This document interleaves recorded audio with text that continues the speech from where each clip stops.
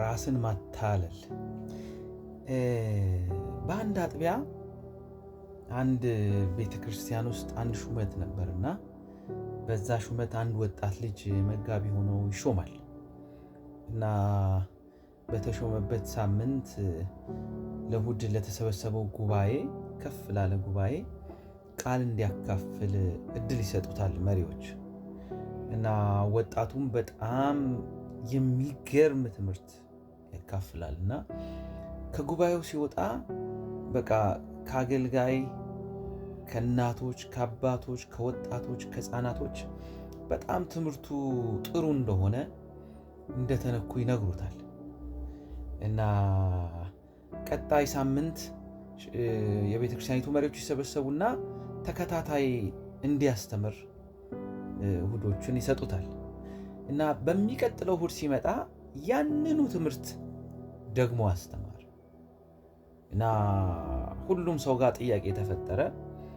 መሪዎችም እንደዛ እና ሶስተኛ ሳምንት ላይም ያንኑ ለሶስተኛ ጊዜ አስተማር እና መሪዎች ጠርተው ቢሮ እኛ ምንልህ አሉት፣ ሌላ ትምህርት የለህም ወይ? እሱም የለኝም አላቸው። እንዴት አይኖርህም ብለው ተቆጡት። የዛን ጊዜ አስተማሪው ረጋ ብሎ ያ አዲስ ተሿሚ መጋቢ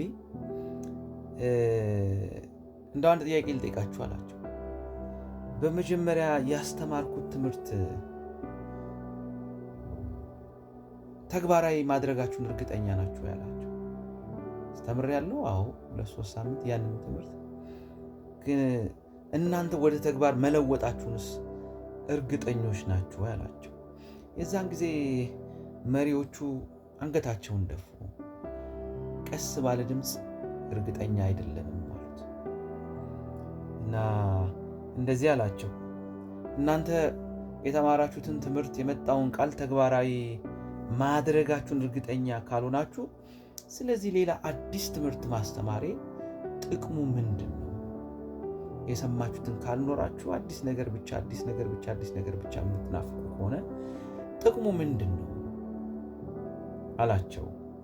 ያዕቆብ ምዕራፍ 1 ቁጥር 22 ላይ እንደዚህ ይላል፣ ቃሉን የምታደርጉ ሁኑ እንጂ ይልና ራሳችሁን እያሳታችሁ የምትሰሙ ብቻ አትሁኑ። ቃሉን የምታደርጉ ሁኑ እንጂ። ቃሉን የሚሰማ የሚያደርገውን ቢኖር የተፈጥሮ ፊቱን የማያደርገውን ቢኖር የተፈጥሮ ፊቱን በመስታወት የሚያይን ሰው ይመስላል። ራሱ አይቶ ይሄዳልና ወዲያውም እንደምን እንደሆነ ይረሳል። ነገር ግን ነፃ የሚያወጣውን ፍጹሙን ሕግ ተመልክቶ የሚጸናበት ስራውን የሚሰራ እንጂ ሰምቶ የሚረሳ ያልሆነ በስራ የተባረከ ይሆናል ይላል። አሁን ምንድን ነው እየሆነ ያለው? ሁልጊዜ አዲስ ነገር፣ ሁልጊዜ አዳዲስ ፊት፣ አዳዲስ ቃል፣ አዳዲስ ነገር። ትላንትና የሰማናቸውን ትላንትና የተማርናቸውን ነገሮች የመተግበር ነገር የለም። ግን ጉባኤ ውስጥም ሶሻል ሚዲያ ላይም እኛም የሆነ ነገር እንትን ስንል መደነቅ መደመም የሚገርም ቃል መጣ እንጂ የሰማነውን ነገር ወደ ተግባር የማኖር ነገሩ የለንም። እውነት ይሄ የሁላችንም ህይወት ይመስለኛል።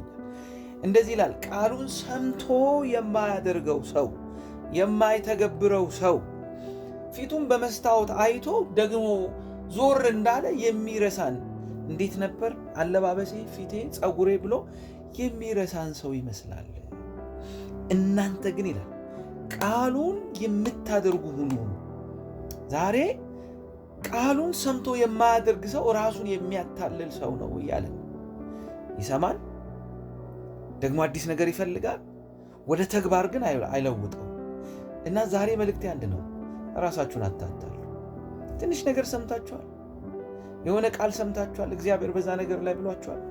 እሱን ለመኖር ጣሩ፣ እሱን ለመተግበር ጣሩ፣ ልክ እንደዛ ለመንቀሳቀስ ጣሩ። እግዚአብሔር ደግሞ ሌላ መገለጥ ያመጣል። ስለዚህ እንደነዚህ ሽማግሌዎች አንገታችን እንዳንደፋ የሰማነውን ነገር እየተገበርነው እንድንሄድ እግዚአብሔር ይርዳን። ለዚህ ነው ቃሉን ሰምቶ የሚያደርገው ሰው ቤቱን በአለት ላይ ሰራ ልባምን ሰው ይመስላል። ሰምቶት ግን የማያደርግ ሰው ቤቱን በአሸዋ ላይ ሰራ ይመስላል። እና ራሳችንን ስናታል አንገኝ። ሰምታችኋል፣ ዛሬ ሰምታችኋል፣ ትላንት ሰምታችኋል፣ ላለፈው 10 ዓመት ሰምታችኋል፣ ላለፈው 20 ዓመት። እሱን ለመተግበር ለመኖር እንሞክር እስቲ። ፍሬ እናፈራለን። ፍሬ ይገኝብናል፣ ህይወት ይገኝብናል። ዛሬ ሰምተን ደግሞ አንዱ ቤት፣ ዛሬ ሰምተን ደግሞ እንትና፣ ዛሬ ሰምተን ከመሮጥ ይልቅ ስክን ብለን አንዲት የሰማነትን ቃል በተግባር ለመተግበር እንሞክር። እሱ ነው ነፃ የሚያወጣን። በተግባር የተገለጠ የሰማነው ቃል ማለት ነው። ራስን ከማታለል እግዚአብሔር ይጠብቀን። ተባረኩልኝ በኢየሱስ ክርስቶስ።